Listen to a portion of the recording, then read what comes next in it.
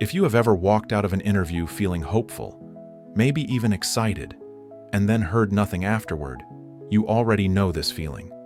That quiet stretch where days pass, your inbox stays empty, and your phone suddenly feels louder than usual.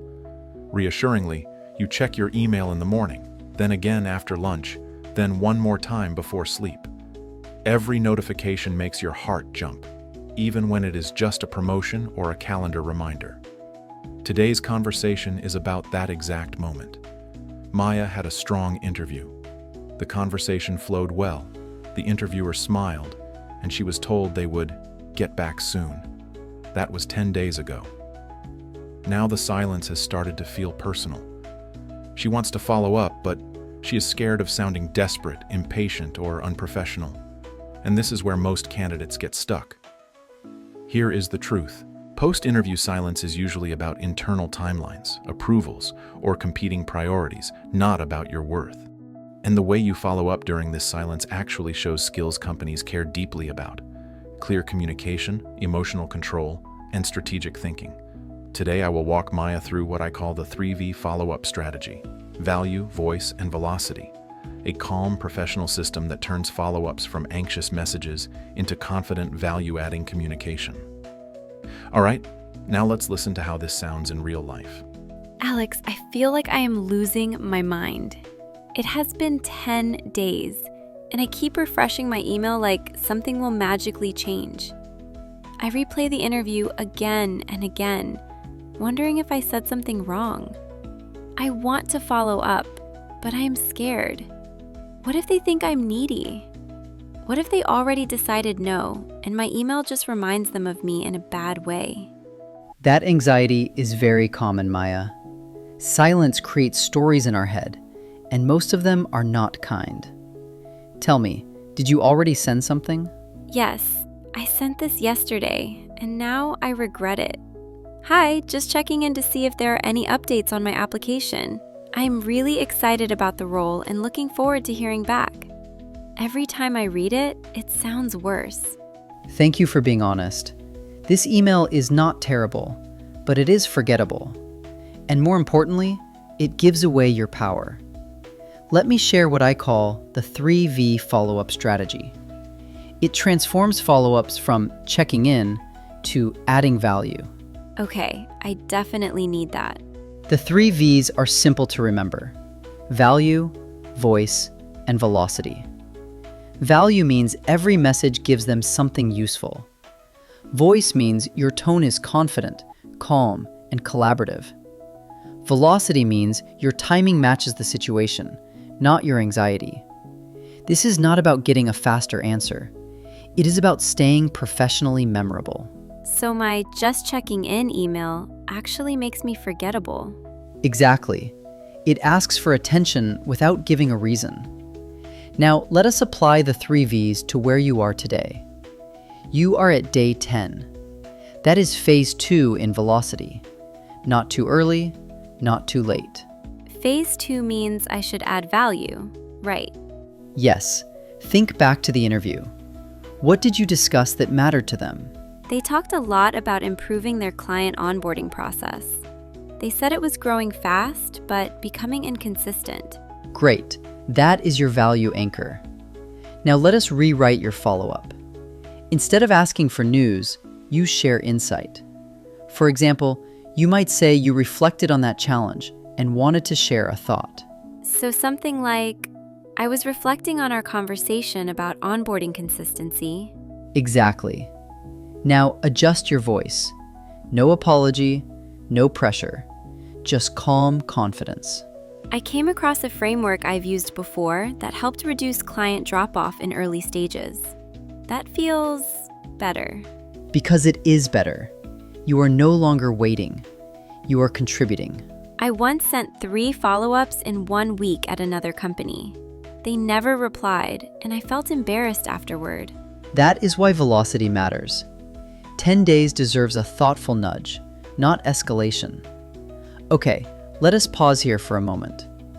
Let us break this down clearly, step by step, using the 3V strategy. First, value. Value means you reference something real from the interview, a challenge, a goal, or a priority they mentioned. Then you add a short insight, example, or resource. This could be an article, a framework, or a quick example from your experience. Not a long explanation, just enough to be helpful. Second, voice. Your voice must sound like a future colleague, not an anxious candidate. Confident, respectful, collaborative. Avoid emotional language, urgency, or entitlement. No, just checking. No, I was hoping. No pressure. Third, velocity. Velocity is about timing. There are 4 phases. Phase 1, 1 to 2 days. That is your thank you email with reinforced fit. Phase 2, 7 to 10 days. That is a value-adding nudge, like Maya's situation. Phase 3, 14 days or more. This is a strategic timeline inquiry. You acknowledge shifting priorities and ask for an updated estimate. Phase 4, 21 days or more. This is graceful closure. You express continued interest, keep the door open, and move forward with dignity. What if the recruiter said they would respond by a specific date? Then velocity adjusts. If they miss their own date, phase 3 is appropriate sooner. Always respond to reality, not rules. And if it is the hiring manager directly, not a recruiter? Even more important to add value. Hiring managers respond to usefulness, not reminders. The psychology here matters. You are shifting from waiting for them to managing your professional process. That mental shift alone reduces anxiety. Red flags to avoid are emotion, frequency, and entitlement. If you feel emotional, wait. If you want to send again too soon, wait. If you feel owed a response, reset. All right, now let's practice together. Listen and repeat after me. Value-adding phrase. I was reflecting on our conversation about improving onboarding consistency. Confident voice phrase. I wanted to share a brief insight that may be useful. Phase 2 opener.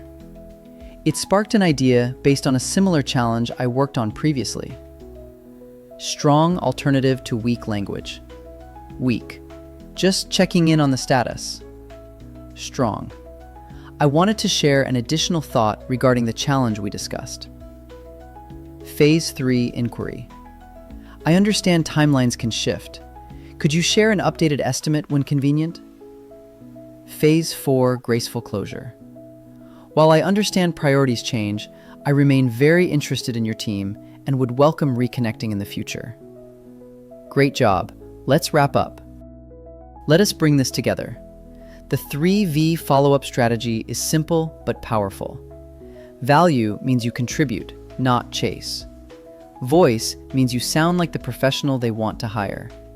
Velocity means your timing is intentional, not emotional. You heard how Maya moved from panic to poise, not by waiting harder, but by communicating smarter. This strategy shows the exact skills companies hire for. Use the 3Vs to manage your process, not just wait for theirs. Send your strategic follow-up, then mentally move forward. If you want to go deeper, check out our Culture Compass video to assess company fit during the interview stage. And I would love to hear from you. Comment below. How long has it been since your last interview? Which phase are you in, 1 through 4? We will suggest a 3V strategy for your situation. No matter the outcome, you can maintain professionalism, dignity, and self-respect. And that is something no silence can take away from you.